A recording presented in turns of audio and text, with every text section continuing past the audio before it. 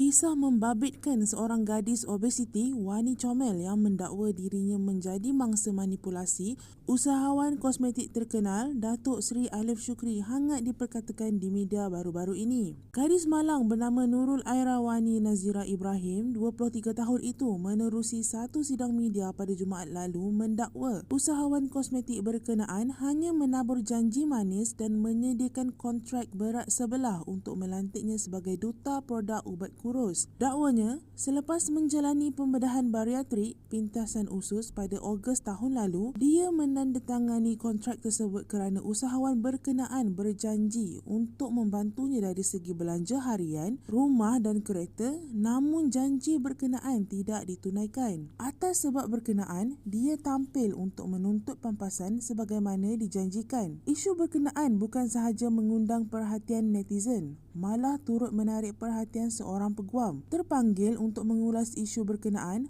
Peguam Nur Zabita Muhammad Nur membuat ulasan berkaitan undang-undang kontrak. Dalam undang-undang secara asasnya, selagi mana-mana pihak tidak dipaksa, diugut, ditipu, salah di sisi undang-undang atau atas sebab salah representasi, penyampaian sesuatu yang tidak benar, maka perjanjian itu akan masih kekal berkuat kuasa. Bermaksud, selagi mana-mana pihak diberikan ruang membaca dan tiada elemen-elemen di atas, maka perjanjian adalah sah. Seksyen 19 Akta Kontrak memperuntukkan bahawa perjanjian perlu ditandatangani dengan kerelaan pihak-pihak. Tetapi, sekiranya kerelaan itu diperolehi secara paksa, ugutan, penipuan dan salah representasi, jadi kontrak adalah tidak sah. Jadi, sekiranya kita memperolehi perjanjian, kita perlu baca dahulu. Kalau tidak faham, dapatkan nasihat dari rakan-rakan sekeliling atau yang lebih pakar seperti peguam. Katanya menerusi satu perkongsian di Facebook. Tambah Nur Zabita, dalam konteks ini,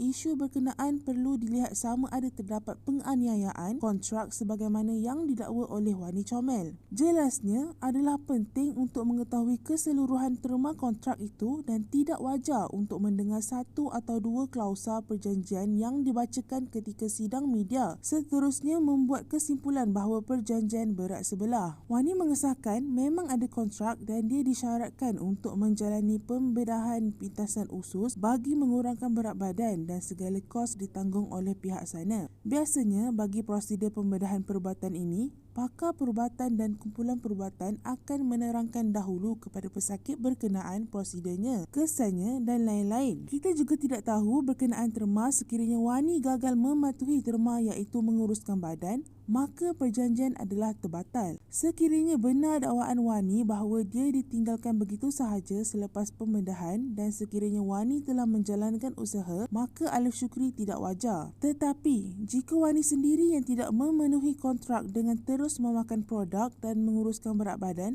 maka Wani adalah tidak wajar, katanya. Dalam masa yang sama, peguam ini berkata isu berkenaan seelok-eloknya dibawa terus ke mahkamah dan bukannya menerusi sidang media. Sidang media bukanlah mahkamah untuk kita menuntut. Ia hanyalah pemberitahuan dan biasanya satu pihak sahaja. Biasanya mungkin berakhir dengan penilaian yang mungkin betul atau mungkin salah. Hal-hal seperti kes Wani seeloknya kita teruskan di mahkamah, biar mahkamah putuskan. Sudah dapat keputusan, buatlah kenyataan media selaras dengan keputusan kes. Lebih selamat. Kenyataan berdasarkan keputusan dan dapatan mahkamah, ujarnya lagi.